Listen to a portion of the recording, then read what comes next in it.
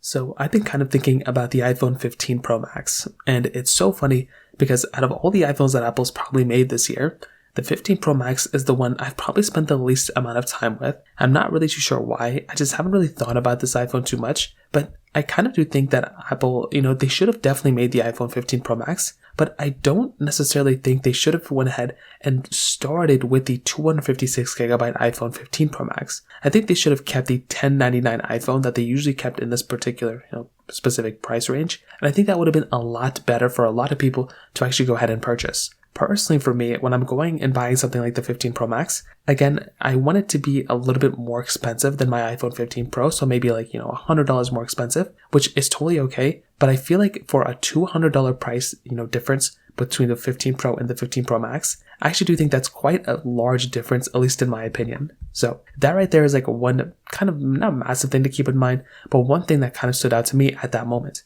Now, another thing that was kind of interesting and a little bit, interesting, I would say, to say the least, is that because the iPhone 15 Pro starts at 128GB, the 15 Plus and 15 also start at 128GB, I don't know and I don't see why Apple couldn't also have just supported or made a 128GB iPhone 15 Pro Max. I feel like that would have been a lot better, especially for these iPhones. If people wanted to go ahead and purchase the 15 Pro Max, instead of thinking about, oh, that's a $200 price, increase, they could have kept it at a $100 price increase like they've done, previous years. I think last year and the year before, the 15 Pro Max was a very, very good selling iPhone, and even the 14 Pro Max, or just the Pro Maxes in general, were very solid performing iPhones in terms of the sales numbers. So it's interesting that Apple has done this approach. I do wonder what's going to end up happening here with those sales numbers, but I'm not saying that the iPhone 15 Pro Max as a whole shouldn't have been made. I think these iPhones are very good and I think they have a lot of quality. I think that Apple should not have started at the 256GB storage variant. I think they should have gone up to basically the 128 and started there and then kept it going. Now, better yet, they should have kept the 256, but they should have dropped down the price tag at $1099. I think that would have been even better. That would have been the best of both worlds.